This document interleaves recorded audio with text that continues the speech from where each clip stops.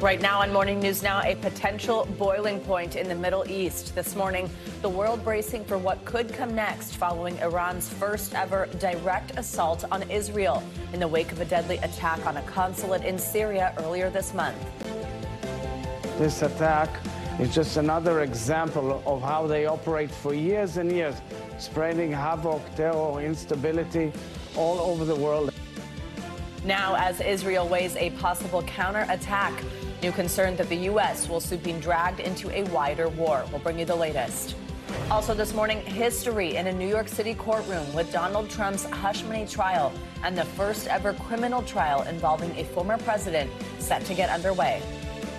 When I walk into that courtroom, I know I will have the love of 200 million Americans behind me. As you can see, a lot to get to this morning. We hope you had a good weekend. Thanks for joining us this Monday. I'm Savannah Sellers. And I'm Joe Fryer. From New York to the Middle East and Washington, we have teams standing by to cover both of these major stories. We begin with the latest on Iran's weekend aerial assault on Israel with NBC News correspondent Kelly Kobiea in London and NBC News White House correspondent Monica Alba. Good morning to both of you. So, Monica, an official told NBC News that the U.S. is not going to take part in an offensive counterattack against Iran and that President Biden is urging Prime Minister Netanyahu to not retaliate. Has the administration said whether it plans to take any other action against Iran for this weekend's attack? Main topic of conversation between the president and Prime Minister Netanyahu in their phone call on Saturday evening. And he conveyed to him that the U.S. would not be part of any kind of retaliatory action or counteroffensive. And he really stressed the prime minister and Israel overall to think carefully and critically about how to respond here, because something really could lead to a wider escalation. It could really broaden this conflict that's already so fragile and so fraught. So we know that the U.S., because it met with other G7 leaders, did hint in their joint statement that if they deem there are more moves that are destabilizing to the entire region, that there could be future actions here, but maybe they would be more economic, something like sanctions if they determine that that's appropriate. But they didn't want to preview any other kinds of moves or any other kinds of responses. And really, the president spent much of the weekend huddling with his national security team and applauding Israel's defense capability, and also, of course, the role that the U.S. played in that, which was to shoot down dozens of missiles and drones that came from Iran, but also from Syria and Yemen. So yesterday, he actually called some of those who were part of those fighter squadrons to commend them for their airmanship and their skill. So everybody was breathing a bit of a collective sigh of relief that the attack to Israel wasn't worse. But of course, everybody's still bracing for what could come next. And the president and his top aides, their main message was, we do not want this to become a wider war. Joe and Savannah. Kelly, let's talk about what we know at this point for Israel's side of things. So despite this warning from President Biden, an Israeli official did tell NBC News that Israel will respond to Iran's attack and that their war cabinet is going to meet today. They met over the weekend also to discuss options. What do we know at this point about their plans? Do we have any idea what a response could look like? Yeah, Savannah, Israel's war cabinet is set to meet again at this hour after convening for hours last night. An Israeli official told NBC News that the country will respond, as you mentioned, but that no final decision has been made on the scale or timing of that response.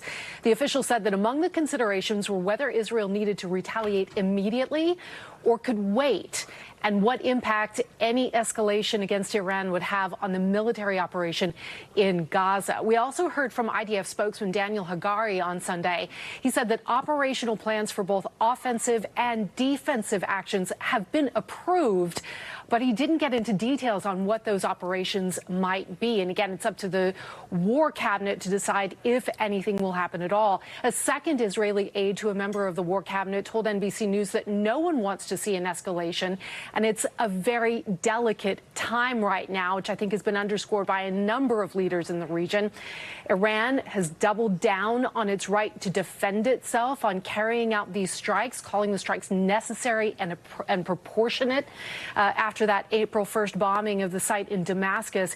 Iranian officials also said on X that Iran considered the matter concluded after those strikes over the weekend, but warned that if Israel makes, quote, another mistake, Iran would deliver a considerably more severe response. So the back and forth continuing, and everyone now waiting on Israel to see whether or not they will respond. So, Monica, with all that in mind, just how worried is the White House that Israel's response could trigger a wider war in that region? It is a top concern. All weekend long, U.S. officials were huddling. They were trying to talk to their counterparts, their allies throughout the region. We know President Biden, for instance, also called King Abdullah of Jordan, trying to stress that really, ideally, the temperature is going to come down here so that this doesn't become a far deeper conflict that does, in the U.S. view, have the potential for the U.S. and Washington to be dragged in deeper into this conflict than it already is. And we heard a little bit more from National Security Council spokesman John Kirby about this concern on Meet the Press yesterday. Listen. Whether and how the Israelis will respond, that's going to be up to them. We understand that and respect that. But the president's been very clear. We don't seek a war with Iran. We're not looking for escalation here. We will continue to help Israel defend itself. And that is something that the president also stressed to the prime minister in this phone call, that U.S. support for Israel is ironclad. And of course, that does come against the backdrop of these questions about whether the U.S. will reconsider its policy in Gaza if Israel doesn't do what the U.S. wants it to do from a humanitarian perspective. But that was a little bit of a secondary priority and concern this weekend compared to the attack we saw over the weekend. Joe and Savannah. Hey, Kelly, Monica had mentioned some of these conversations that the U.S. has been having with leaders in the area. Secretary of State Blinken spoke with leaders from Saudi Arabia, Egypt, Jordan about this attack over the weekend. What has the response been to this weekend's developments around the Middle East? Tell us more. Well, yet again, you're hearing this same line. Nobody wants an escalation of this. Secretary Blinken and his Saudi counterpart agreeing they needed a coordinated diplomatic response. The same message coming from the Egyptian foreign minister, the Egyptians and Jordanians also talking about the need to get humanitarian assistance into Gaza, so not letting the issue of Gaza slide away amidst all of this. They said it's important to end the crisis there and find a solution that provides lasting peace for both Israelis and Palestinians, really emphasizing the humanitarian issues in Gaza and that continuing crisis and conflict, and making sure that that is still front and center, along with de-escalating this conflict now between Iran and Israel. All right. Savannah, Joe. Kelly Kobiea and Monica Alba, thank you both. And let's stay on this. We're now joined by Ambassador Dennis Ross. He's the former special envoy to the Middle East. Ambassador Ross, thank you as always for joining us. Thanks for your time this morning. So how concerned are you that any type of response by Israel could escalate into a regional war? Does Benjamin Netanyahu have a fair amount of control about what happens next year? Well, I do think all the decisions that are going to be made are going to be more collective decisions, meaning within the war cabinet. The war cabinet includes the prime minister, the defense minister, and Benny Gantz, who joined the government along with Gadi Eisenkot. Gantz and Eisenkot are two former chiefs of staff of the Israeli military. And I think you're going to see them have a major influence in terms of what is done, meaning I'm not sure the prime minister can make a decision in which they would be opposed to it. Now, having said that, your question was, does that mean there'll be no Israeli response? I believe there will be an Israeli response, but one shouldn't think that an Israeli response is necessarily an overt military attack against targets within Iran. Israel has a lot of different kinds of choices, and the fact that the Israelis are putting out, and I hope they stick with this, that they will choose the time, place, and the character of what they do, that will keep the Iranians on edge, which I think the Israelis want to do, number one. Number two, it gives them a lot of flexibility in terms of what they choose to do. For example, what if the Israelis at some point within a week or so were to do a massive cyber attack? They wouldn't necessarily take credit for it, but they could shut down a lot of Iran. That would send a message to the Iranian leadership. You did this, you think it's cost-free, it's not cost-free to you. There could be other covert kinds of actions. Once again, not necessarily something they take credit for. There have been many attacks the Israelis have conducted in the past within Iran against centrifuge assembly plants and the like again, that wouldn't necessarily be an overt military response. So there's a range of things that the Israelis could do that still fall in the category of responding, but not necessarily look like an overt military attack of the sort that we saw the Iranians carry out against Israel.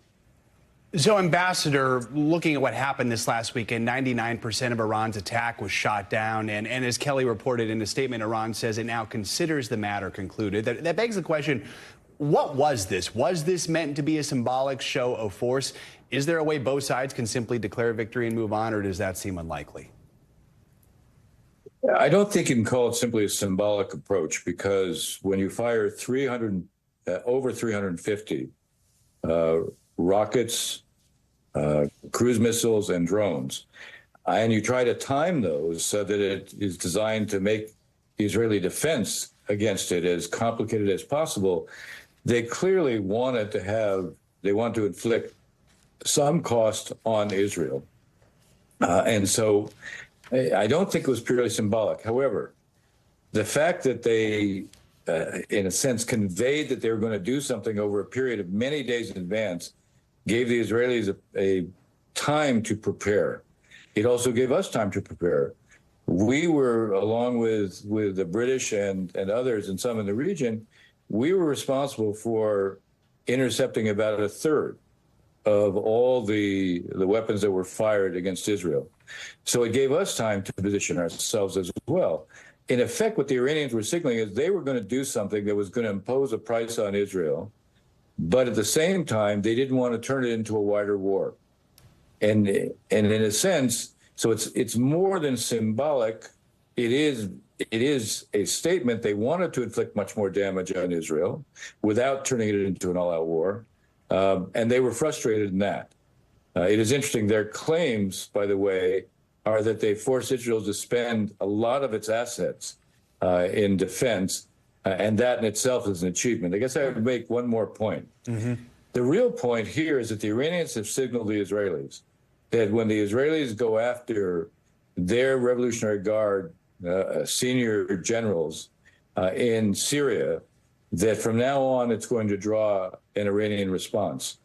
In effect, what they're trying to do is change the rules of the game. All right, Ambassador Dennis Ross, thank you so much. We really appreciate your time and expertise this morning. Let's turn now to our other top story this morning, the historic start of the criminal trial of former President Donald Trump. Yeah, jury selection begins today in the hush money case brought by Manhattan's district attorney. Trump is charged with 34 counts of falsifying business records and could face up to 4 years in state prison. Prosecutors allege this was done to conceal payoffs used to hide damaging information from the voting public during the 2016 presidential election.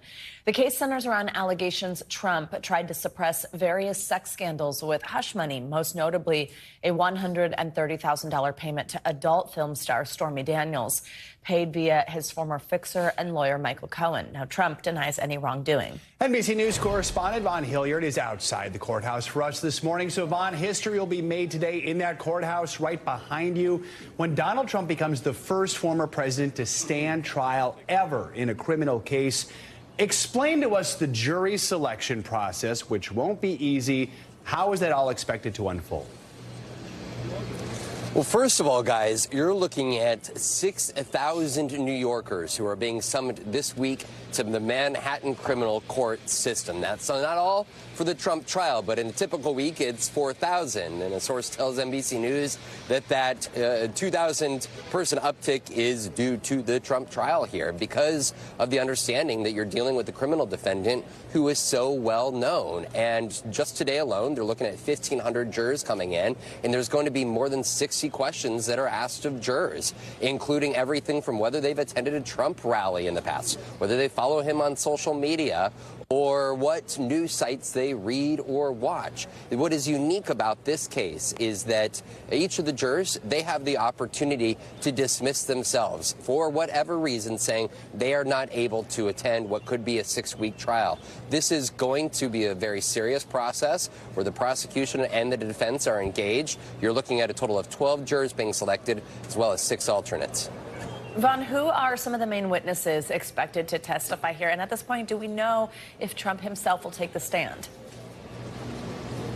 Of course, we're looking at Michael Cohen, who is Donald Trump's former personal lawyer. He's the one, Michael Cohen, who paid Stormy Daniels, the porn star, 2 weeks before the 2016 election, $130,000 to keep her story silent about her alleged affair with Donald Trump. But what gets at the heart of the 34 felony counts is Donald Trump's reimbursement of Michael Cohen throughout 2017 in the form of checks for that $130,000. So we expect to see the prosecution bring not only Michael Cohen, but also Stormy Daniels, but even individuals like former Trump aide Hope Hicks, who had put Michael Cohen on the phone with David Pecker, the head of AMI, back in 2016. Of course, Hope Hicks was a longtime loyalist of Donald Trump, and that is what is so compelling here about this case, is that these are events that took place now nearly 9 years ago, but only after he was leaving the White House. At this point in time, it was the investigation from the district attorney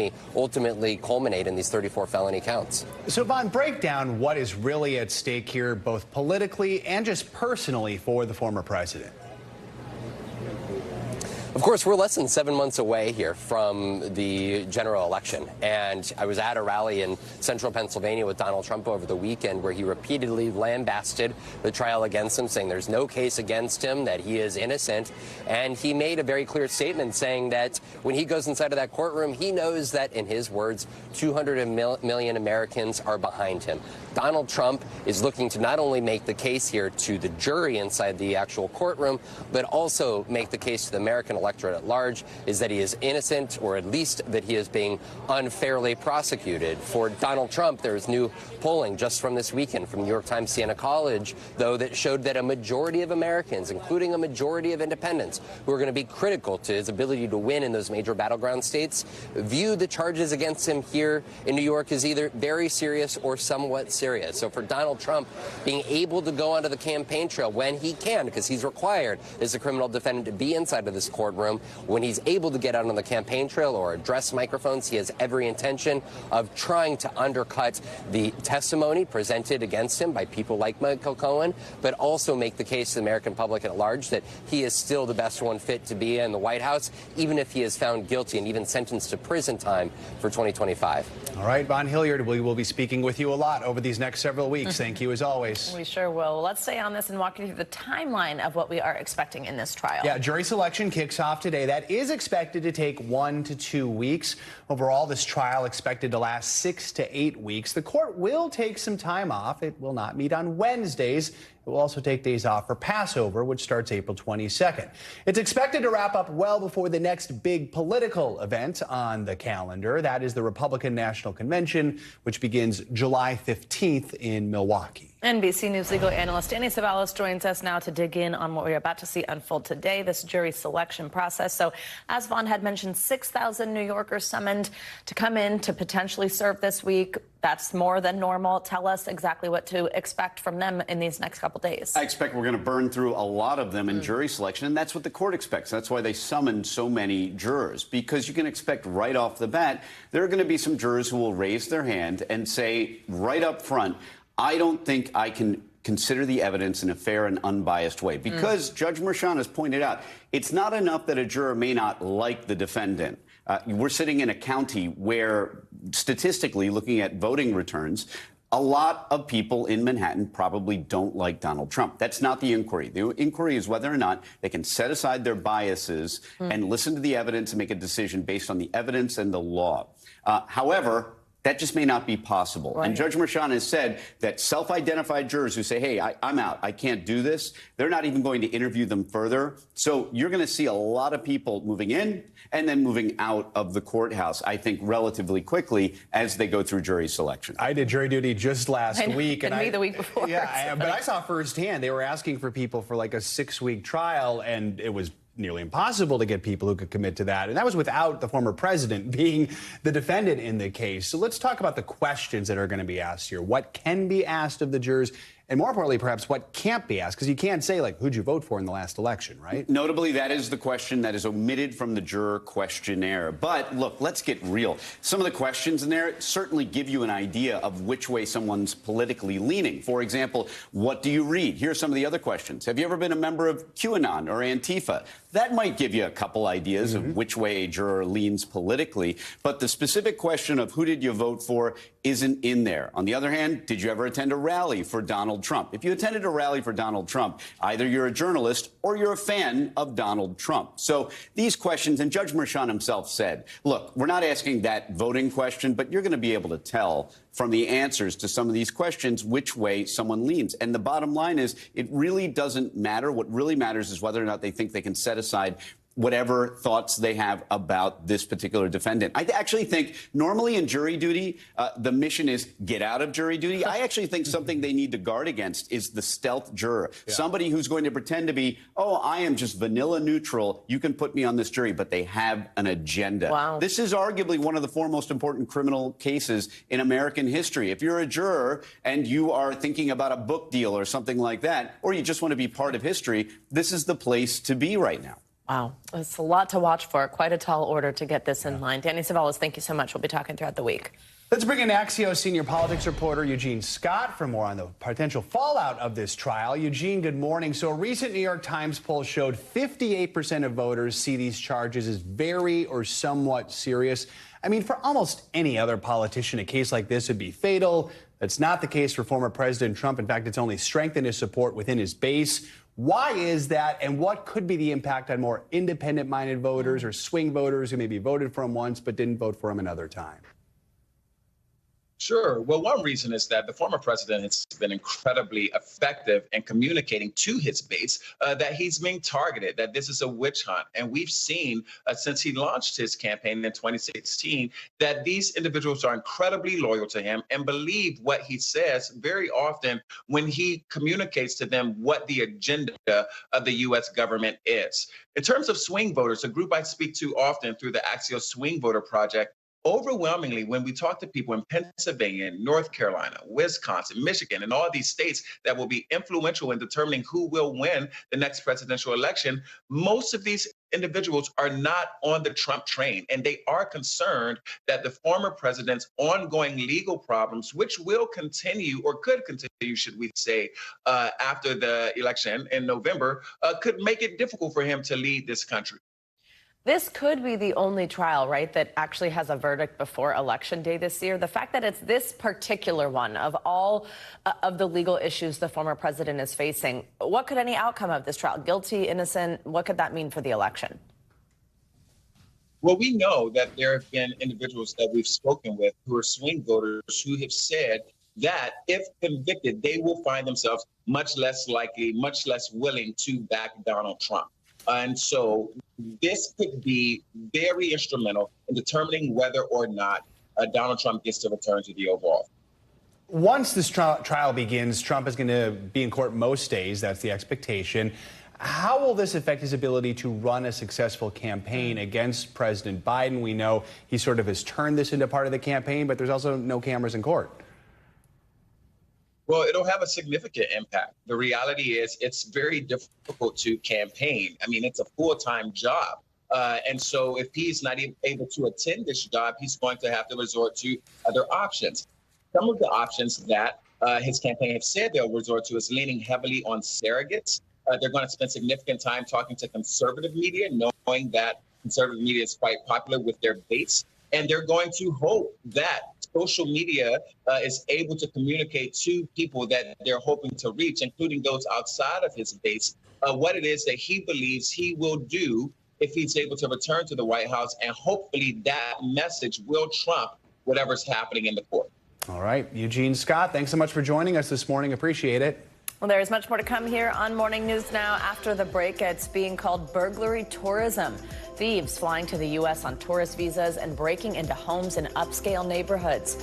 More on the organized crime ring investigators say is responsible and what's being done to stop them. Later, hoop dreams about to become reality for the biggest names in college basketball. We're going to get the down low ahead of round one of the WNBA draft. Stay with us. We are back now with a look at new efforts to crack down on what law enforcement agencies call burglary tourism. It's when professional thieves travel to the U.S. on tourist visas and then break into homes. NBC News correspondent Dana Griffin has more. We do, and you kind of feel like it is your sanctuary. On Valentine's Day 2022, Dr. Nancy Silverberg's safe space, perched on this hillside in Orange County, was targeted by thieves. Climbed up over there and fell through. There was a big hole in the patio cover. Stealing more than $100,000 in jewelry and family heirlooms. You feel violated?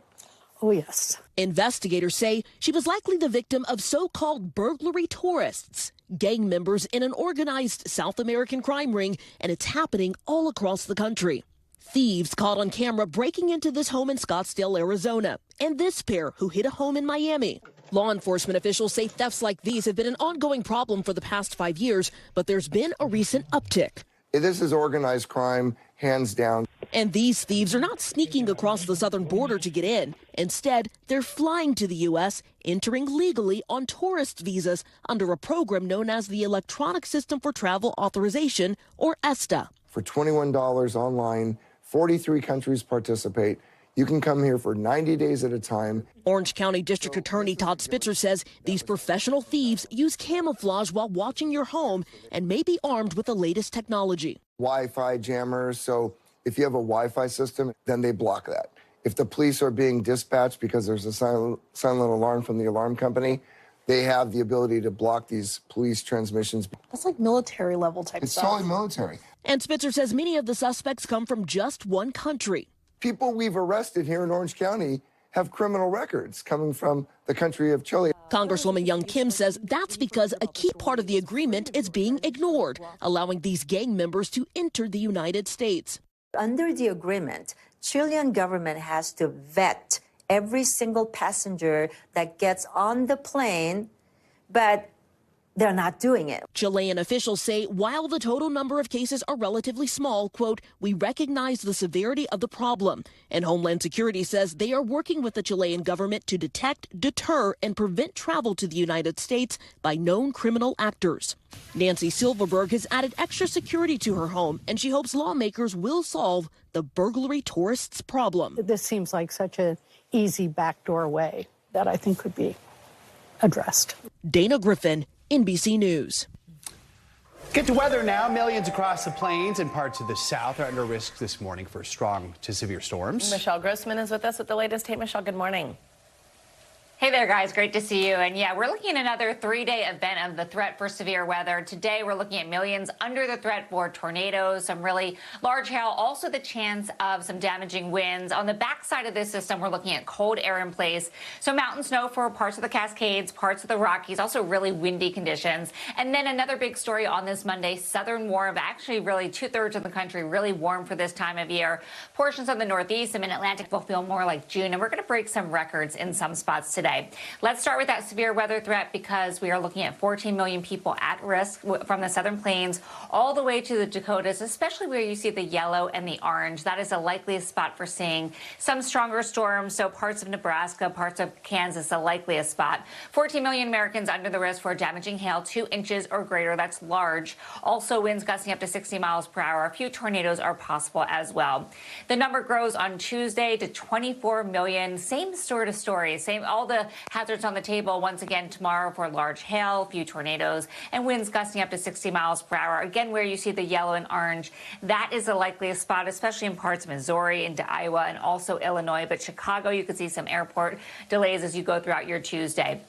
Wednesday, we're going to see that number at 12 million. It's going to shrink a bit, moving a little bit to the east. So now we're talking about the Tennessee Valley, parts of the Ohio Valley into the Great Lakes, but still Indianapolis, Lexington, Nashville, Paducah. You could see some strong storms on your Wednesday. Winds gusting up to 60 miles per hour, smaller hail, but also the chance of hail, and a few tornadoes are possible. We're worried about some heavy rainfall as well. This is why a storm system bringing cold air on the backside, where we're going to see that snow. Also the cold front going through some really warm air. That's why we're expecting the chance of some late day storms we could see some stronger storms, and that will again move to the east as we head into Tuesday and Wednesday. Here's a chance for heavy rainfall where you see the reds, the oranges, the yellows in parts of the Dakotas into the Great Lakes, the Midwest. We are expecting the highest amounts of rain, and we could see some flash flooding with any of these storms, so 2 inches or greater in some spots.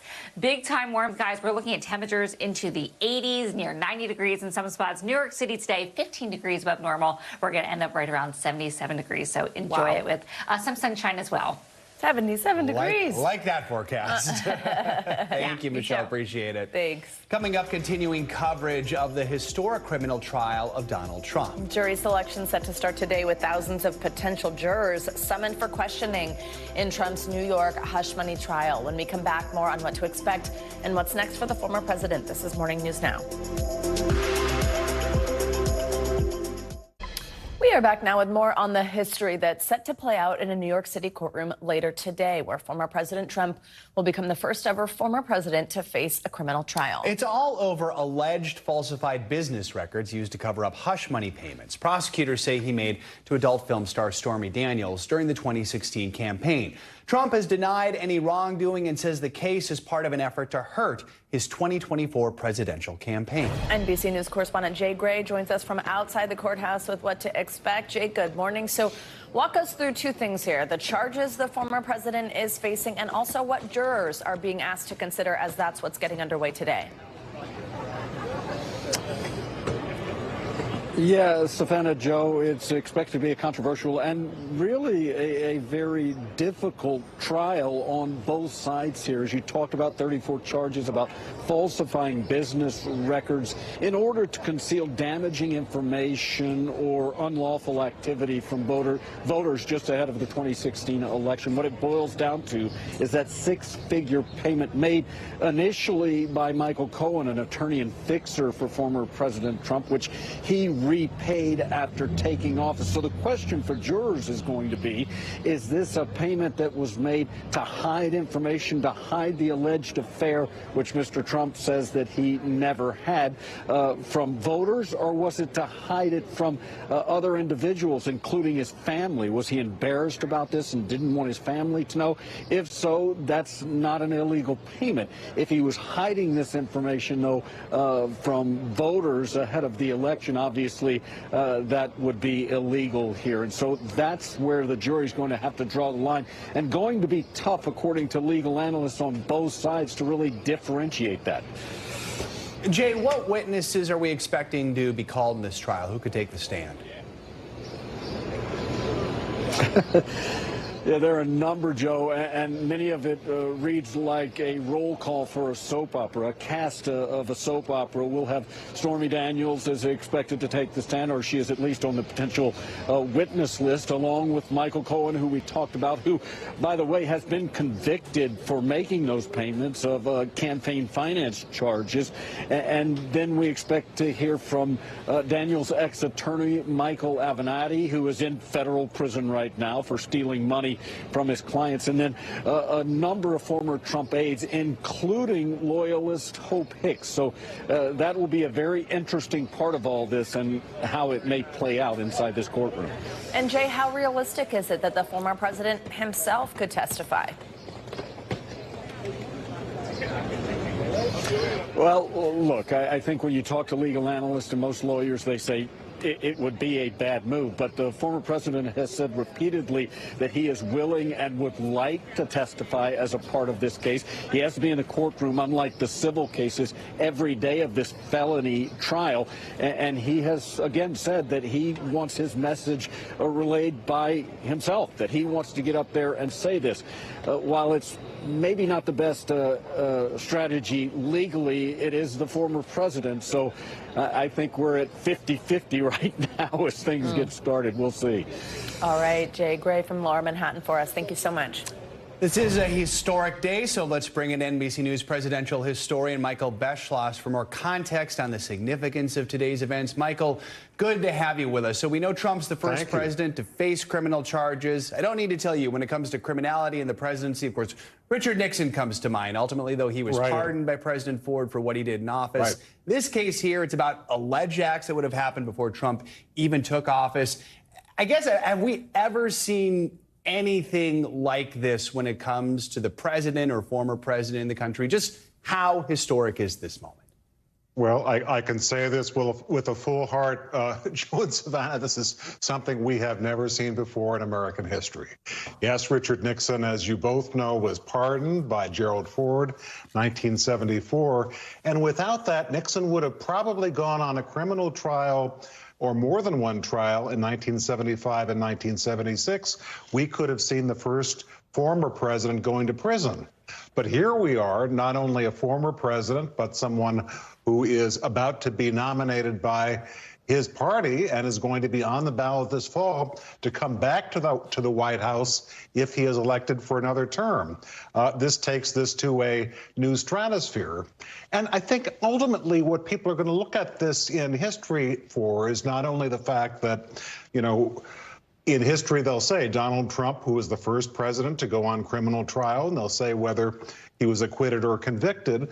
But future historians, future Americans are going to say, was he not above the law and not below the law? In other words, was this trial because he was a controversial former president running for president again? Or did they say that he was given a lot of breaks that the rest of us would not have? Michael, the prosecution's alleging this broader conspiracy, right? It's not just about what was paid or why it was paid or how it was documented, but that this was actually done to try to influence the 2016 election, essentially. Right. So when you think about that aspect, you look at polling, voters see that as a serious crime. They say it's important to them. But in the past, how have presidential candidates sort of pushed the envelope when it comes to trying to influence elections?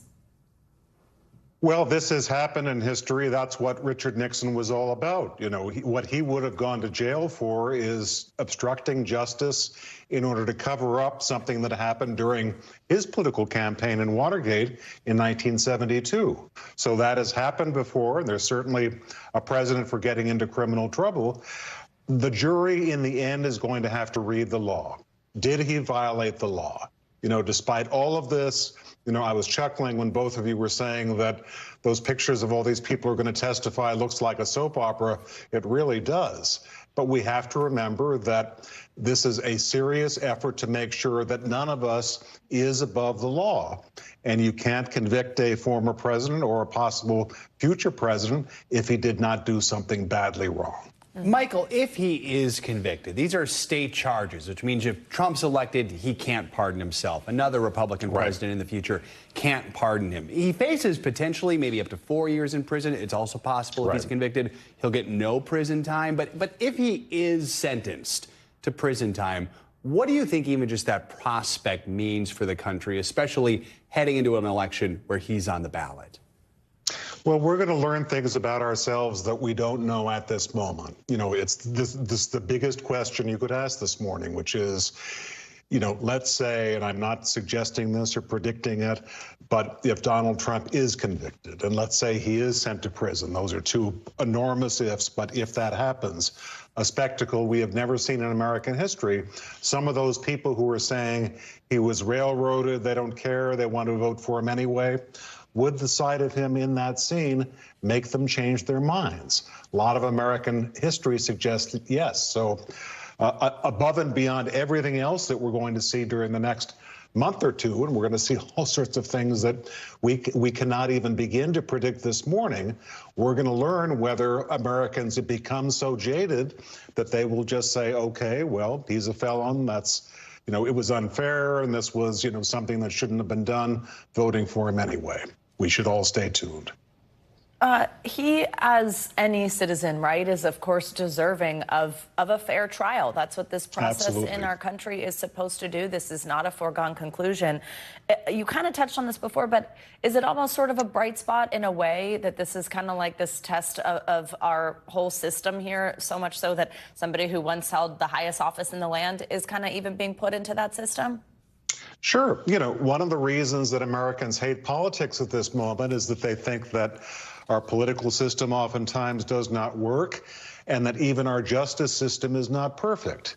You know, some people will say people who are rich or famous or powerful get better treatment before the law than people who are not that way, or for other reasons.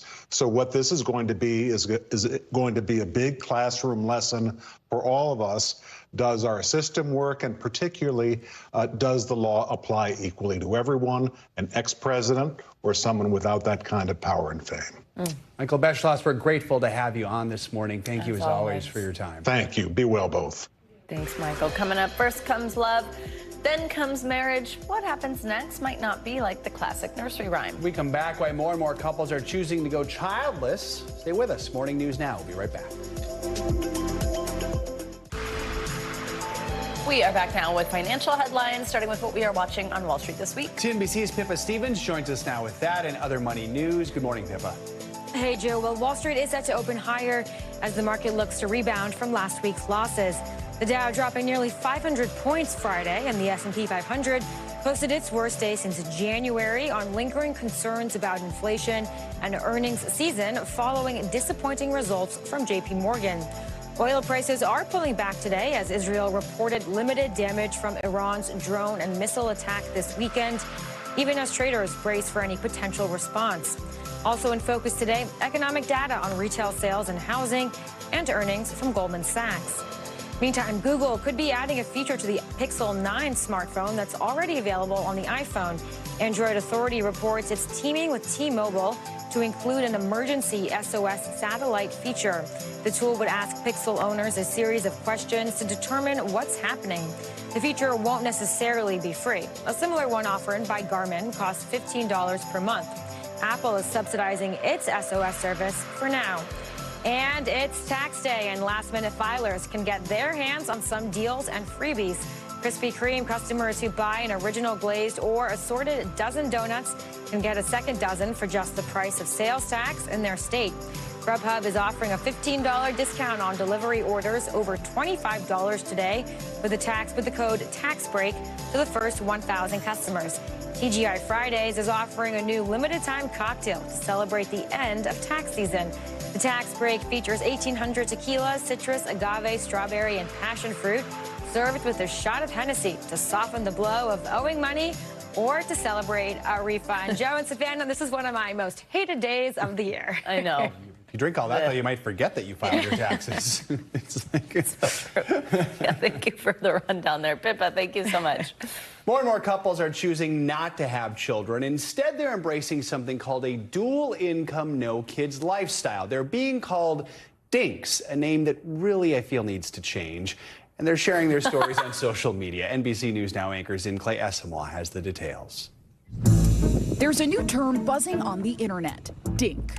It means dual income, no kids. Put simply, it's referring to couples where both partners are employed but have no children.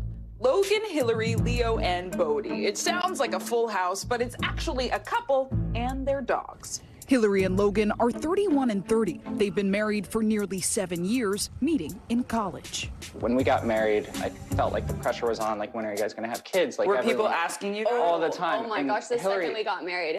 What's been your experience as a couple with no kids?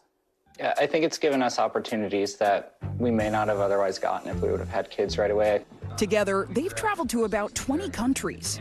Embracing the freedom of dink life is not new. Quick history lesson. The term yuppies was used in the 80s, referring to a population of young urban professionals. Really sort of a derogatory term to refer to these people. And then dinks came out of that to specifically target people who were living lavishly, and on top of that, they're not having kids. Dink then popping up in media in the 80s. But today, young people, like the Bowles, are reclaiming the term. The Bowles say no kids has allowed them to focus on building their marriage, careers, and wealth. Hillary is a self-employed influencer, and Logan works at a consulting firm. We are technically dinks, but when you use that phrase, there is a lot of hate that comes with it. You know, I'll get some nasty comments on some videos and stuff. And what do people say? You're selfish. You're going to be lonely when you're old. You're going to have no one to take care of you. We love kids, but when we're in Ohio with my nieces and nephews, it's our natural birth control. So. Their choice, a microcosm of a larger trend. Birth rates in the U.S. declining in the last 15 years. A 2023 NBC News analysis finding that today families are smaller and people are waiting longer to have kids, based on data from the National Center for Health Statistics. Yes, there has been a decline in fertility, but often after a decline, we'll see an increase. So while the focus these days is often on Gen Z and millennials and their fertility intentions, I would say the jury's still out about whether or when they will have children. As for the Bulls, the label of dink may not be a permanent one. We will have kids eventually. We're not putting a timeline on that, though. You don't really know somebody's backstory as to why or they may or may not be having kids. Our thanks to Zincle Esamoah for that report. Coming up, a new era of women's sports is about to begin. That is right. Round 1 of the WNBA draft happening tonight with Caitlin Clark and some of the biggest names in college hoops fueling the excitement. We'll break down the hype behind one of the most stacked draft classes in basketball history. This is Morning News Now. The highly anticipated WNBA draft, which is happening tonight right here in New York. It comes on the heels of a record-breaking season in viewership for women's college basketball. Joining us now for more on what to expect in this year's draft is Kavitha Davidson. She's a sports writer and the co-author of Loving Sports When They Don't Love You Back, Dilemmas of the Modern Fan. Good to have you with us. So the Indiana Fever have the #1 pick. My goodness, they have to be picking Caitlin Clark, right? Are there any lingering questions about how her college game will translate to the big leagues? I mean, there are always going to be questions about how you translate when you go to the highest level of competition. I think that's a fair that's a fair thing to be looking forward to. But the Indiana Fever know exactly what they're doing with this pick. Caitlin Clark will fit in very nicely with Aaliyah Boston, who was also the #1 pick last year out of South Carolina, was Rookie of the Year. And the Fever are looking forward to a huge boost in interest out of this. You know, they've already seen a spike in ticket sales. This is a team that had the second lowest home game attendance last year. And even the Las Vegas Aces have moved their home matchup against the Fever to a bigger arena because of the anticipation for Caitlin Clark coming to the league. Aside from Caitlin Clark, tell us who else that you're watching out for, especially as I understand there's been some changes in the mock draft. Do we care about that? Does that matter? Does that impact tonight? I mean, it does. You know, I think that you're going to see beyond Caitlin Clark an incredible depth of talent that is going to be drafted. But pretty much a lock at #2 is Cameron Brink, who's a power forward out of Stanford. She's the very definition of a two-way player. She impacts both the offensive and the defensive sides of the ball. And then things get really interesting. You've got probably the most WNBA ready player in Rickea Jackson, who's a small forward out of Tennessee. She's a shooting machine. She made 22 three-pointers this season. And then Camila Cardoso, who just won the national championship with South Carolina. We saw what she can do. And then beyond that, you know, there's some other names to look out for. Obviously, J.C. Sheldon from Ohio State, and then Angel Reese. It'll be really interesting to see where she lands. There is a chance that she could land on the same team as Camila Cardoso of the Chicago Sky, draft both of them in the first round. And they don't have particularly good blood between them. So it'll be interesting to see how that happens. Yeah, I mean, with Angel Reese, it got so much attention when she and Caitlin Clark had the feud with the rematch over the national championship last year. But she is such a strong player. Where ultimately do you see her going? Will it be in the top 10? I think it will be in the top 10. It's a question about, I think right now she could be projected as going 7th or 8th. And look, she is obviously already a star. As you said, she is a strong player. She's a force on the boards. There are some questions about how her offensive game does translate to the pros. She's not the most efficient scorer, but it'll be great to see what she does in the pros. So obviously this is a very big draft for the WNBA, and as we mentioned, coming off these records in viewership for women's basketball. Do you think that this hype carries over to next year? I do. I absolutely do. And I think that we're seeing that structurally, to be honest, not just in the last 5 years, we've seen growth year over year in viewership, but we're seeing, looking ahead to the season, you know, what people in charge of the programming are doing. You know, the ESPN just announced 36 of the 40 Indiana Fever games will be featured on national broadcast and streaming. The Aces will have 35 of their games on national outlets. The New York Liberty will have 31 of those games available to everybody in the country. And that's on ABC, ESPN, CBS, you know, Amazon Prime down the line. And that's really what's going to help help continue to propel the growth of the sport. We got the draft coming up tonight, and then the season starts in about a month. Kavitha Davidson, as always, we appreciate your time and your expertise. Thanks for joining us this morning. It's going to do it for this hour of Morning News Now. Stay with us, though. Don't go anywhere. The news continues right now.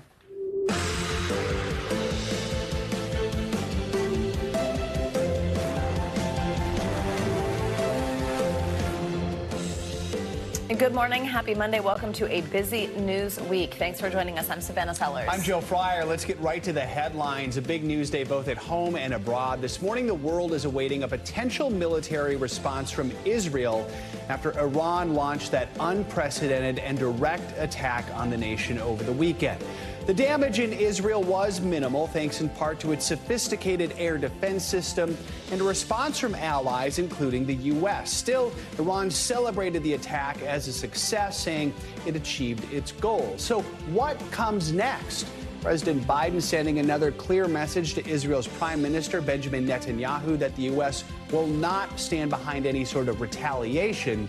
We've got team coverage.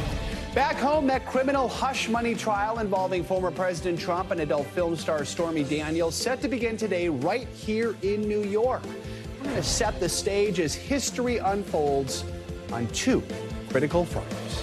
We are going to get started this morning straight to NBC News senior legal correspondent Laura Jarrett to kick off our coverage of the former president's trial. Hey there, it was just a little over a year ago that Donald Trump walked into a Manhattan courtroom for his first arraignment. And today, another first. The former president and current presumptive GOP nominee on trial in the middle of a re-election campaign, possibly the only one of his 4 criminal cases to see a conclusion before this November. This morning in New York City, history in the making, with jury selection beginning in the first criminal trial against Donald Trump. Thousands of prospective jurors summoned down to the courthouse in Lower Manhattan for extensive vetting over the next several days, questioned on everything from their favorite podcasts to whether they've ever been to a Trump rally. The ultimate jury of 12 and 6 alternates not expected to be sequestered away from their families, but will stay anonymous to the public for their own safety. Prosecutors expected to argue Mr. Trump orchestrated a plot to buy the silence of a porn star who threatened to derail his 2016 bid for the White House. Hello, how are you? Reeling from the release of the Access Hollywood tape, prosecutors say Mr. Trump wanted to bury the story of a tryst with Stormy Daniels, so his former fixer Michael Cohen paid her off with $130,000 just days before the 2016 election. The crux of the state's case will be how the presumptive GOP nominee allegedly doctored his company's books to cover up how he reimbursed Cohen. Sometimes you hear people describe it as a weak case, and I think that's the wrong way to think about it. The evidence is compelling. It's an attempt by Mr. Trump to obscure important facts from the voters right before the election. Mr. Trump denies the encounter with Daniels ever happened, pleading not guilty after a grand jury indicted him on 34 felony counts last year, more recently suggesting he's prepared to risk taking the stand at trial. Yeah, I would testify, absolutely. And continuing to try to turn what would ordinarily amount to significant legal jeopardy to his political advantage while he seeks re-election, framing the prosecutors and the judge in this case, as in all of his cases, as out to get him. When I walk into that courtroom, I know I will have the love of 200 million Americans behind me. As for picking the jury in this trial, it could last several days, if not weeks, given the lengthy questionnaire the judge plans to walk through with each individual person. Back to you. All right, Laura, thank you so much. Let's dig in further with NBC News legal analyst Kristen Gibbons-Fedden. She joins us here on set, which is very exciting to have you in person with us. So let's talk through this process. 12 jurors, 6 alternates. It seems like a tall task. What are they going to be asking of these potential jurors? How do you see this process going? The main crux of what a jury selection process is going to be trying to uncover is whether or not any of those jurors sitting as fact finders can be fair and impartial. So they're going to ask them all sorts of questions. Where do you live? What's your education like? Because jury selection is really a jury deselection process. So they want to know what's the best juror. But the only way that the court system can actually strike a juror, the judge, is if they cannot be fair and impartial. So the attorneys are going to want to ask more bias-type questions. What channel do you watch? Where do you live? What's your education like? Because they have a specific juror that they think will look at the evidence and find in favor of their potential person. But the court is the one that can only strike someone if they are being fair and impartial. So there is this jury questionnaire. What are some of the questions we see on that, and how is it the lawyers tend to look at that in making their decisions? So they're going to be asking questions like, what channel do you watch? Because they're going to say, if it's one particular channel, news channel, are they going to be left-leaning or right-leaning? And so obviously the defense is really going to look for the right-leaning individuals, in the Commonwealth, or excuse me, New York is going to be looking for more of the left-leaning people. But ultimately, again, what they really want to know is, how many times do you watch TV? Because typically, if those people who are watching more TV will have more of the news, they may have pre-decided the case without actually looking at the case and looking at the evidence, which is the only thing a real juror can actually consider. So are political leanings enough here, you know, to disqualify someone one way or the other? I mean, it's probably going to be difficult, just given that we're all citizens and this is a former president, for somebody who doesn't have an opinion, at least, about Trump. But what is it that would get to the point of disqualification? The only thing that would really qualify as a court disqualification would be if your political leaning impairs your ability to be fair and impartial. If the person says no, then obviously the attorney is going to want to know what political leaning they are and strike them. But again, the only way they can be stricken by the court is if they cannot be fair and impartial. All right, Kristen Gibbons-Fettin, great to have you with us. Thank you so much. Thank you. Thank you. U.S. officials are closely monitoring those mounting tensions in the Middle East. Israel's war cabinet is meeting this morning to discuss its response to this weekend's unprecedented attack from Iran. More than 300 drones and missiles were launched into Israel on Saturday night, most thwarted by Israel's air defense systems with support from the U.S. and other allies. But today, President Biden is urging Benjamin Netanyahu not to retaliate amid fears it could spark a wider war.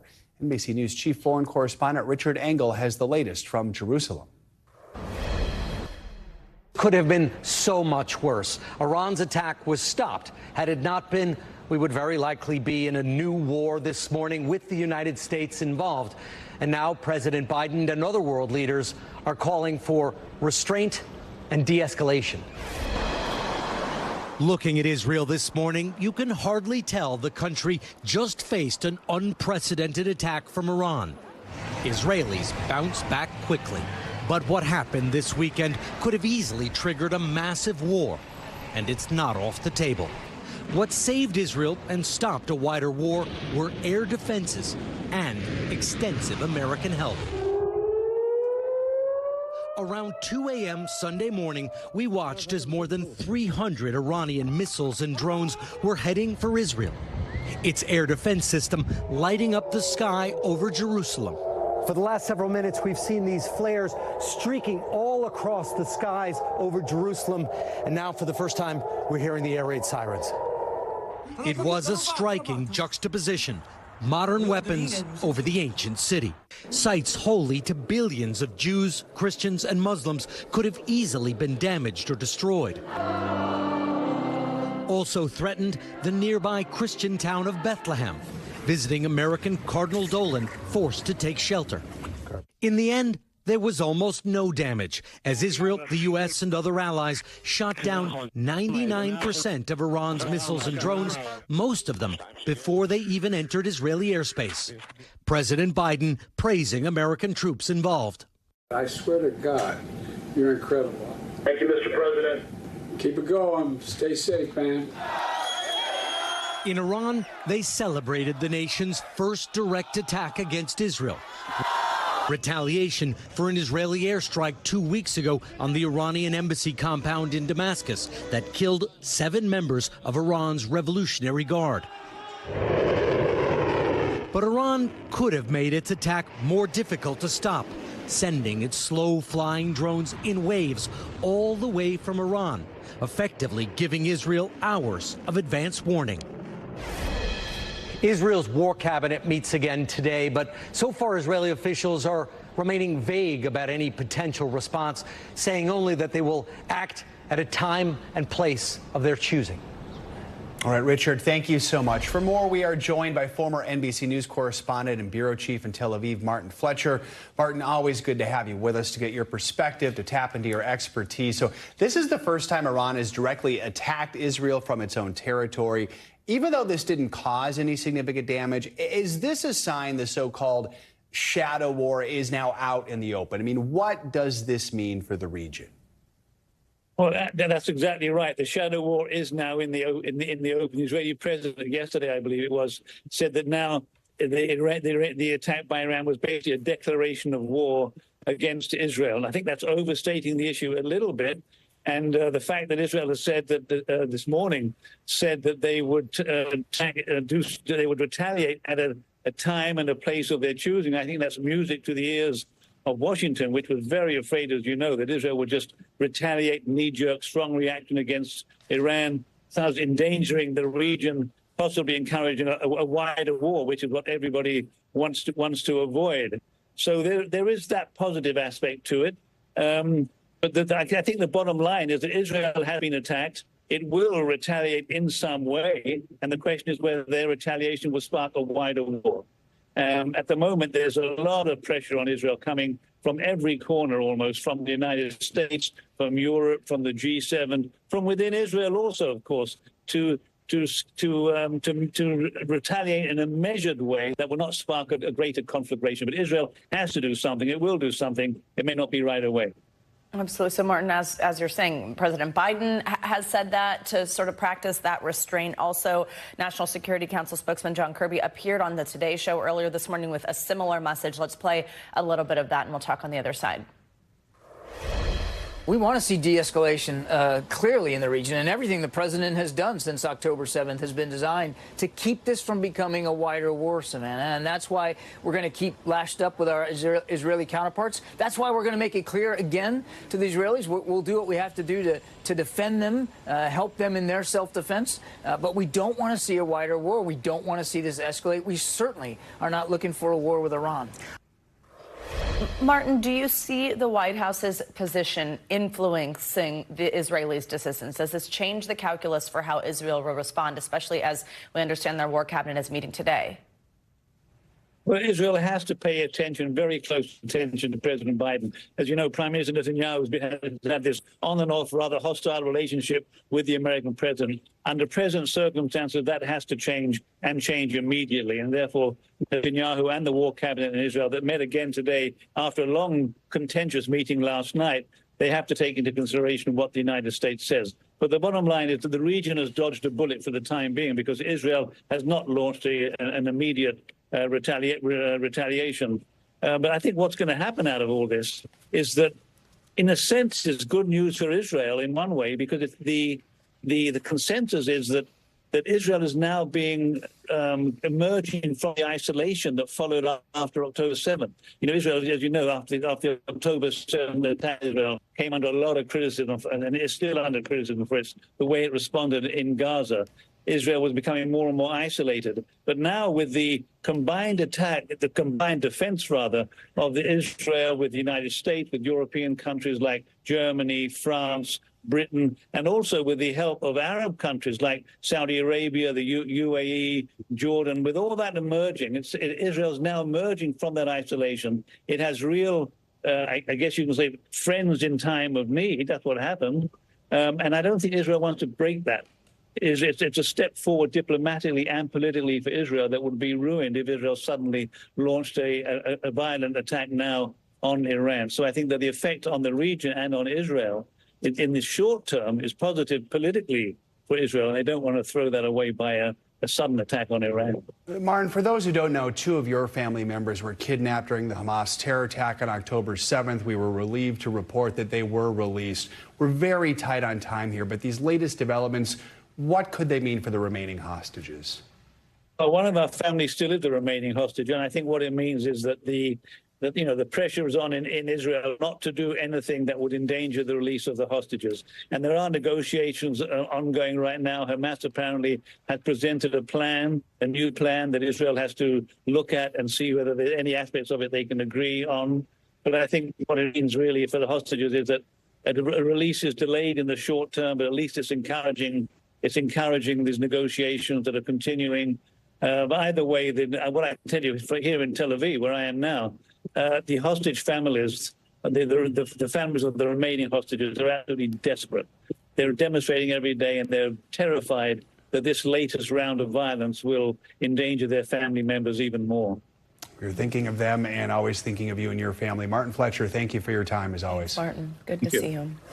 Before we head to break, let's check in with meteorologist Michelle Grossman. Yeah, she's got the forecast. Michelle, good morning. Hey there, guys, and it's a good one for some of us, not so much for others. We'll start with the severe weather threat because we have a multi-day event where we're going to see the threat for severe weather Monday, Tuesday, Wednesday. So for today, that threat exists from the southern plains all the way to portions of the Dakotas. On the cold side of this system, we're looking at heavy snow in parts of the Cascades, parts of the Rockies, drying out in parts of the Southwest. And then we're looking at really warm weather for 2/3 of the nation. We're going to see temperatures feeling June-like in many areas, could even break a few records. We're going to be near 80 degrees in New York City today. By Wednesday, those strong storms move into the Midwest, the Ohio Valley, parts of the Tennessee Valley. We're going to see rain, too, for the Mid-Atlantic eventually on Wednesday. Snowy still in the Intermountain West and Northern Plains. Sunny and warm on Wednesday in parts of the Southern Plains, notice 80s and 90s in parts of Texas. And then by Friday, we'll see some rain from the Great Lakes all the way down to the Tennessee Valley. Could see some storms as well. In April, chill for the Northern Plains into the Great Lakes and upper Midwest. 40s on the map on Friday there, and then record highs in the southeast, especially in Florida. Let's talk about that severe weather threat because we're looking at 14 million people impacted today, especially where you see the yellow and especially where you see the orange. Lincoln, also just north of Wichita, you could see some strong storms with damaging hail, very large hail, winds gusting up to 60 miles per hour, and a few tornadoes are possible.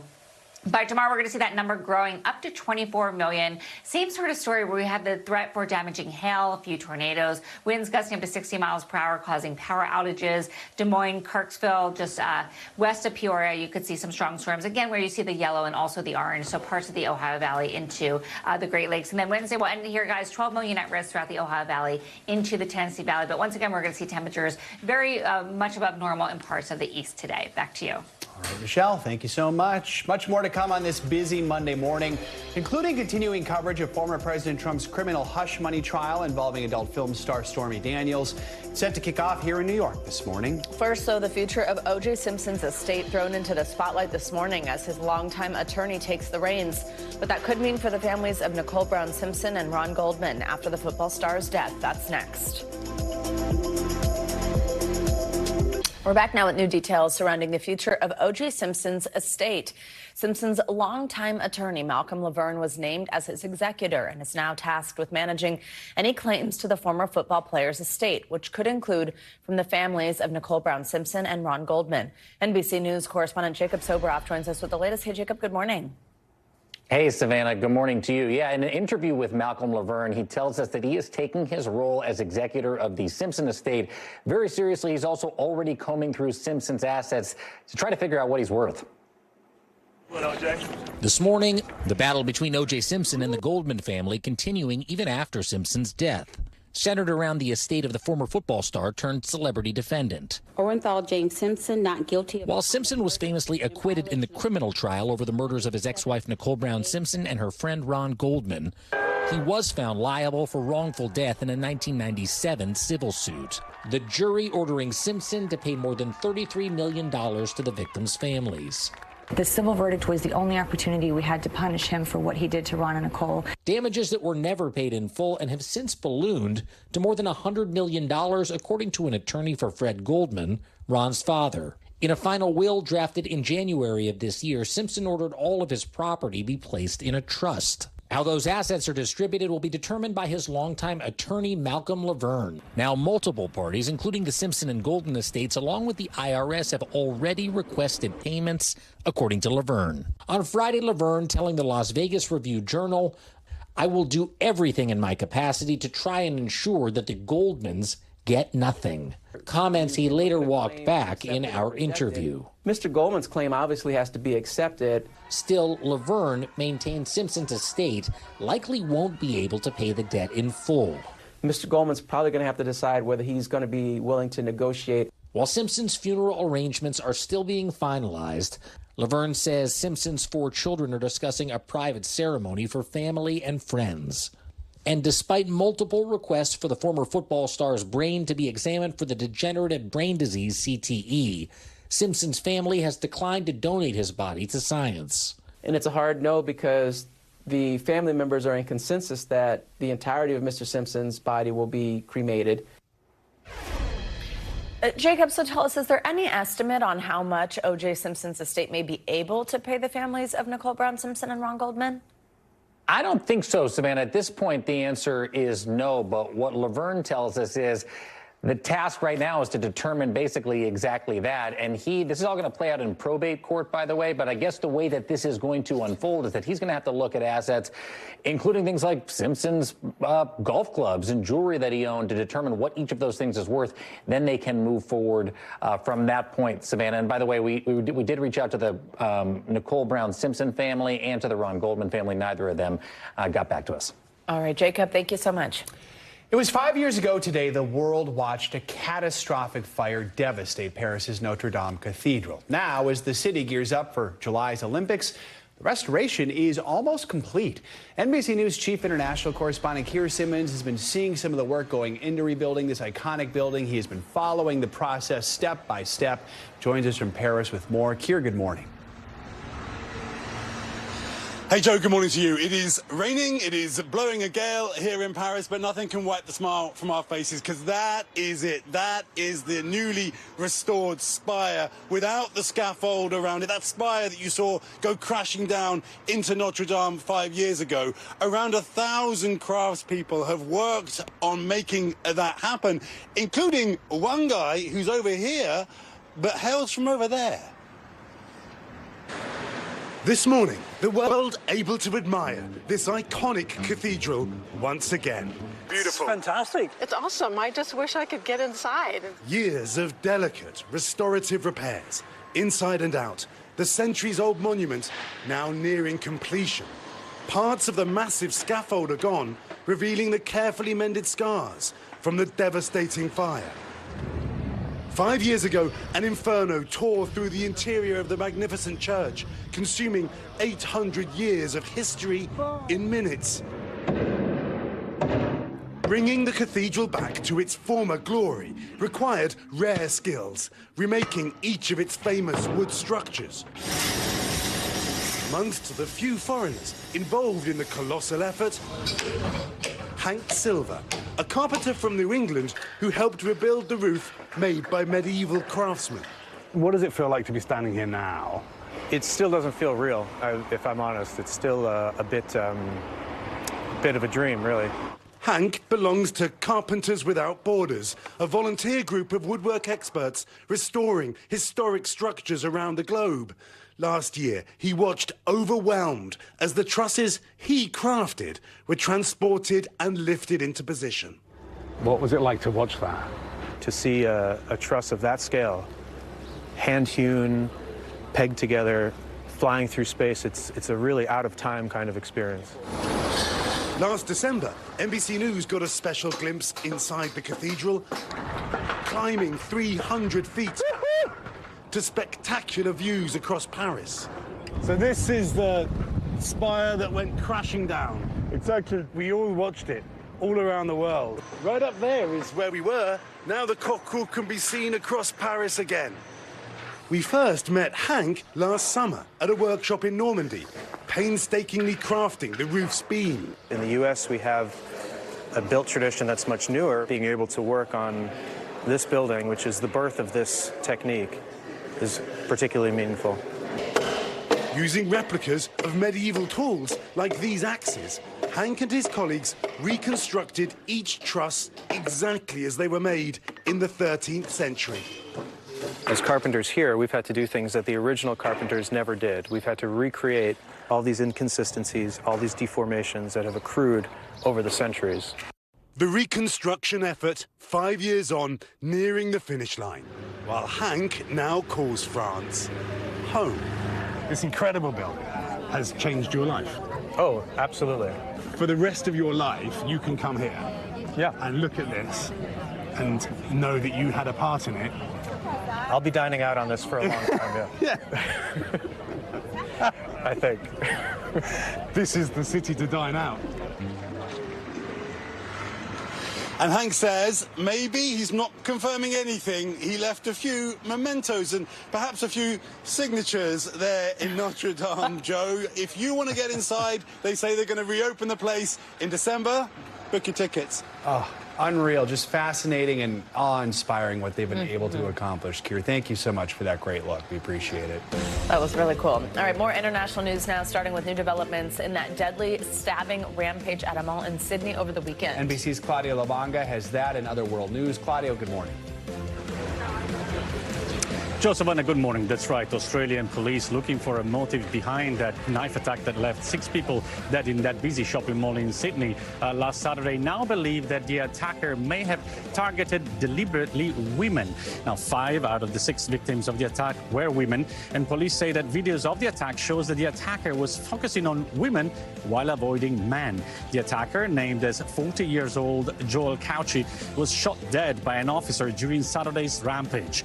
Let's go to Indonesia now, where at least 18 people died following a landslide on Sulawesi Island. The landslide, caused by torrential rain, came down on Saturday from surrounding hills onto 4 houses in the small villages of Makale and South Makale. A spokesman for the search and rescue team said a big family gathering was taking place in one of the affected houses and are still looking for 2 missing people. And let's end this tour of the world in Paris, where we just saw Keir, where athletes in the Summer Olympics will compete on a purple racetrack for the first time. It is a move away from the traditional red brick clay color we are all used to, including the athletes, of course. Why? Well, the company in northern Italy that has provided tracks at every summer game since 1976 said it used a new generation of granules that are more elastic and cohesive and has been designed to minimize energy loss and enhance performance. In other words, it is expected to help Olympians to run faster, jump higher, and leap further. Thanks to you guys. That's what I need. A purple track, and then I'll be you super fast. Could medal. Yeah. Thank you, Claudio. And all right, when we come back, we have continuing coverage of that historic hush money trial involving former President Trump and adult film star Stormy Daniels. It all kicks off this morning right here in New York. We're going to take you to the courthouse up next. We are back with more on former President Trump's unprecedented hush money trial. It is the first ever criminal trial of a former president of the United States, and it could have far-reaching effects on the 2024 presidential election. Prosecutors allege Trump falsified business records used to cover up hush money payments that he allegedly made to adult film star Stormy Daniels during the 2016 campaign. Trump has denied any wrongdoing, and he says the case is part of an effort to hurt his 2024 presidential campaign. NBC News national correspondent Yasmin Rasugian joins us now from outside the courthouse. So, Yasmin, I mean, you could argue this is not the most serious of the 4 criminal cases against former President Trump, yet it might be the only one where we get a verdict before Election Day. So what is at stake here for the former president? Not just a verdict, Joe, by the way. It could be the only one that actually even goes to trial. What's at stake here is the former president's freedom, possibly. He's looking at facing 4 years in prison if he's found guilty. Think about the historic moment that we are facing currently in our country, right? The first ex-president of the United States, the presumptive Republican nominee, facing criminal charges today. He'll be on trial for probably 4 to 6 weeks or so. He's going to be inside that courtroom every single day. We are beginning today with jury selection, which is expected to last around 2 weeks or so, with a week off likely for Passover, because Judge Juan Merchan has already said he's going to be giving off jurors for Passover. We've seen a glimpse of the jury questionnaire. Some of the questions, guys, that stand out to me are honing in specifically on the media in which some of these potential jurors watch. Do you watch Fox News? Do you watch MSNBC? Do you watch CNN?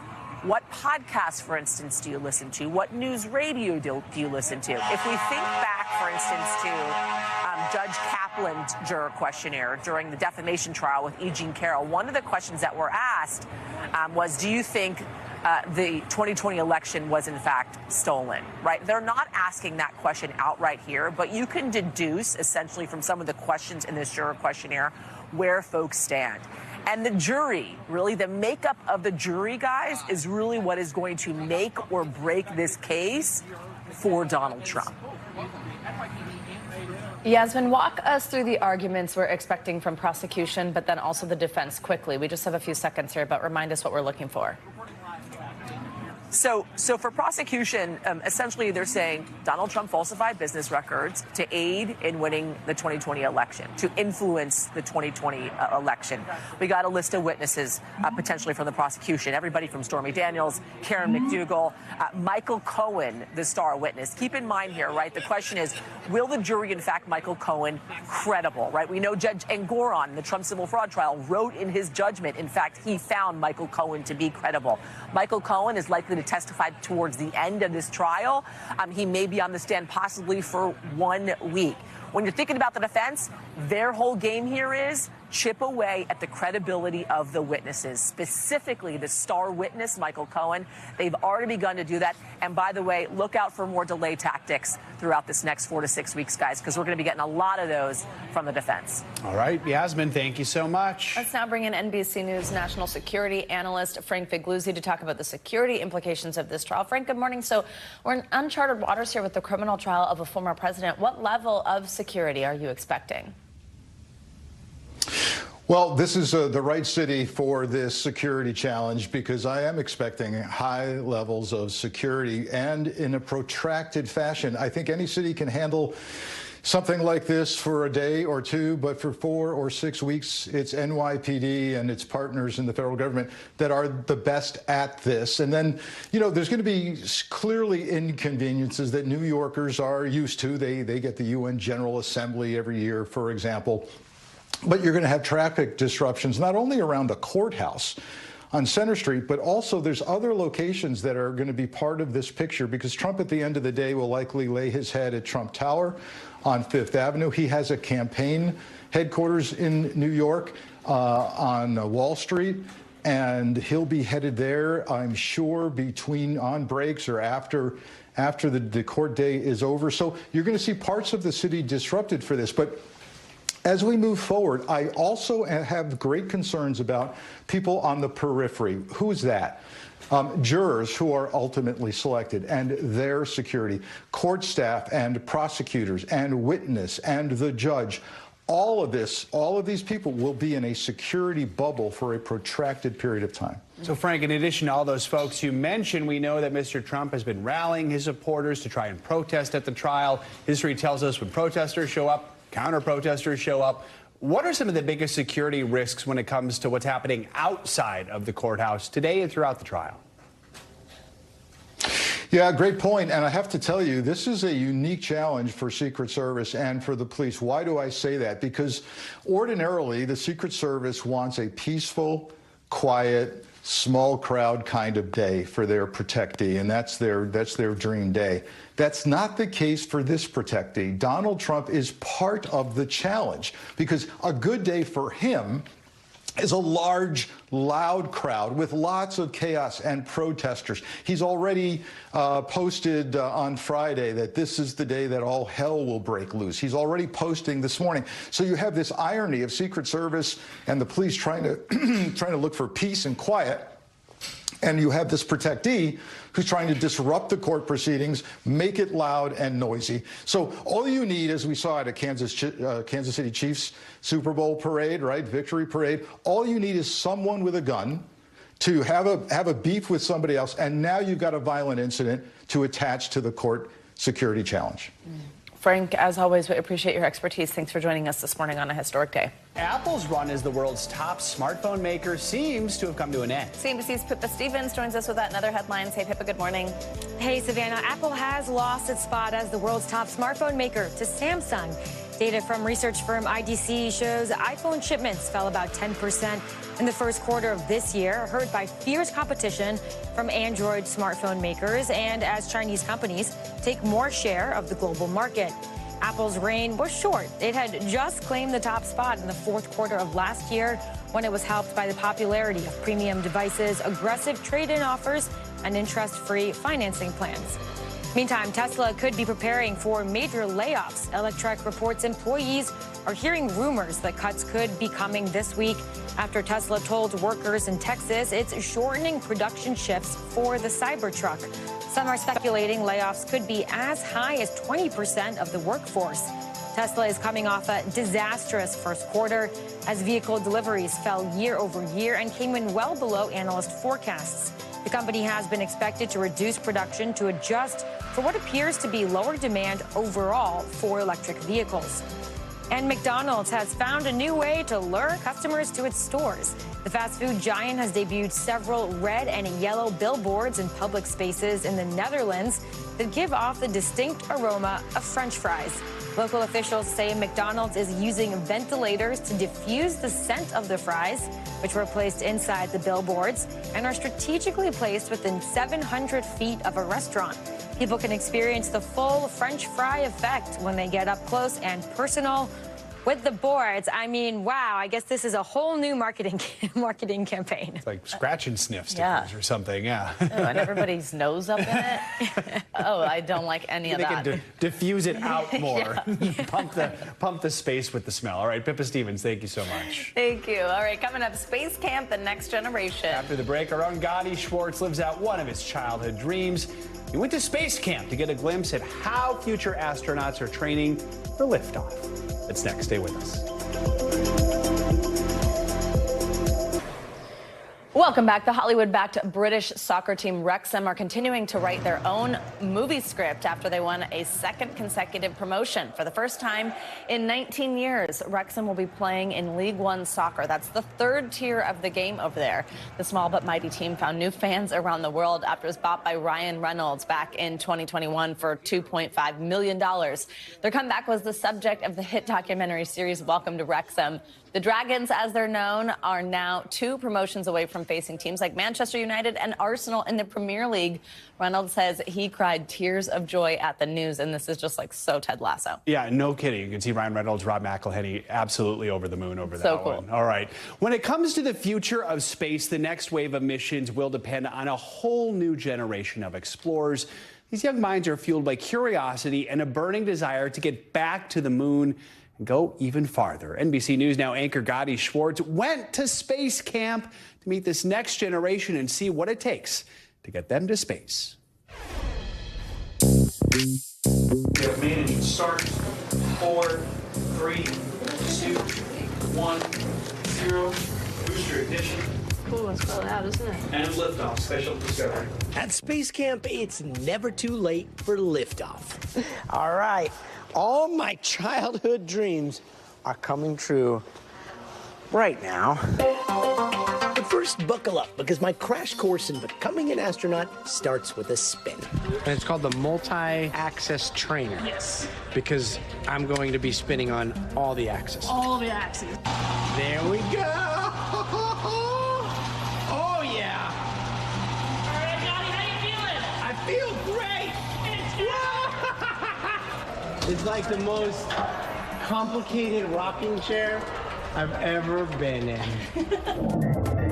Scuba diving for space is completely different than ocean scuba diving. This is more like a lunar walk. Correct. Where we're just jumping around with our feet vertical than it is like scuba diving on Earth. I see a basketball hoop down there. Yeah, you're gonna shoot some hoops. Am I gonna school these kids right here? What do you think?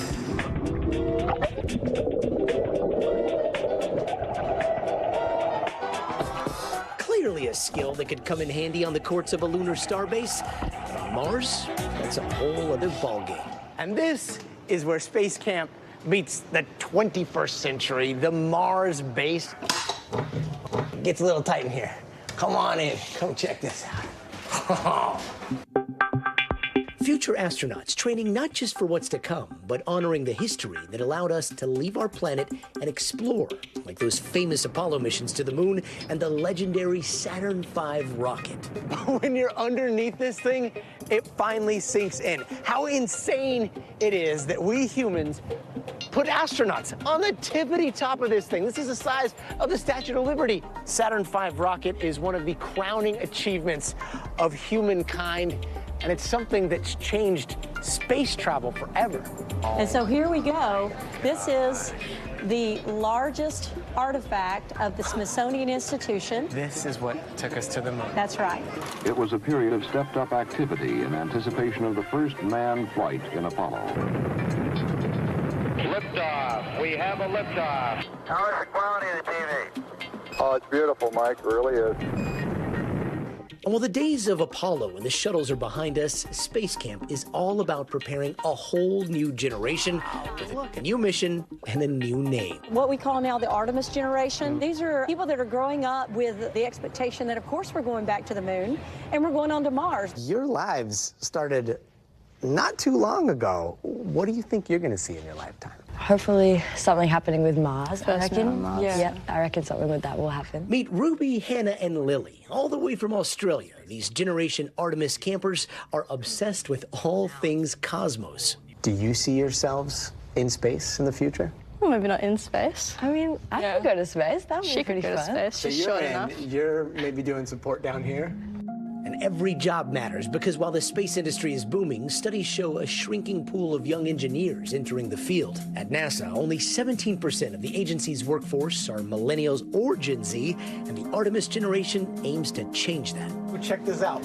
Hey, Lily. Hello. You made Commander? Oh, yeah. Commander, huh? Yeah. Okay, don't crash. We'll see. And with commanders like Lily taking the helm, anything is possible. And without curiosity, we'd have nothing. And the willingness to always want to know more, like not just stopping at what is already in front of you. You guys give me hope for the future. Thank you. Thank you. But thanks to Gotti for that story and for all the young astronauts who are giving all of us hope. Absolutely. We're very happy for him that he got to do that, because that was a bucket list item for him. We love you, Gotti. All right, finally this hour, a touching tribute to a dog named Spencer, the former mascot of the Boston Marathon who died last year. This year, Spencer is being remembered with a statue along the route where he stood. Runners also get to meet the two new puppies stepping into Spencer's spot. NBC News Now anchor Hallie Jackson has the story. Hey there. So at the Boston Marathon today, a special surprise for the runners, a reminder of a legacy living on and man's best friend becoming a hometown hero. When Dory and Rich Powers adopted their golden retriever Spencer in 2009, they knew he was something special. What was it about Spencer that first drew you to him? He was just so sweet and unassuming. And once I picked him up, I just did not want to let him go. An angel, they called him, but for thousands more, he was also a hero.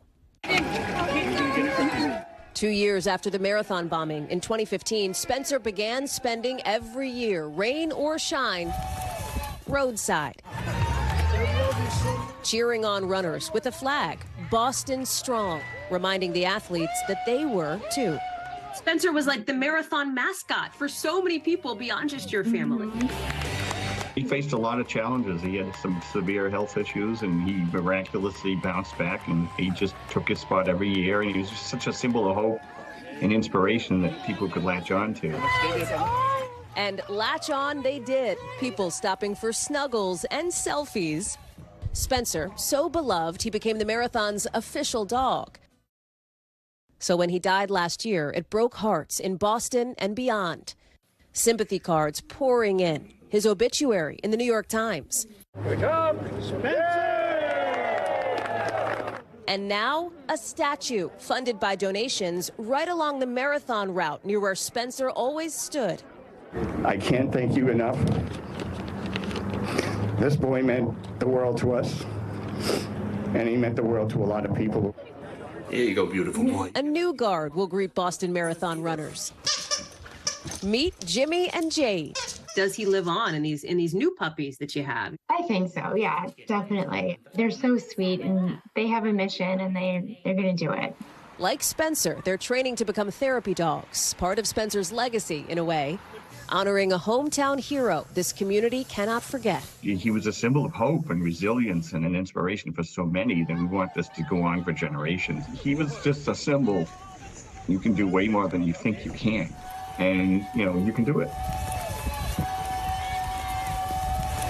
Rich and Dory say Jade and Jimmy will be on the route today. They will be ready for some snuggles. Definitely worth the stop to say hello. Back to you.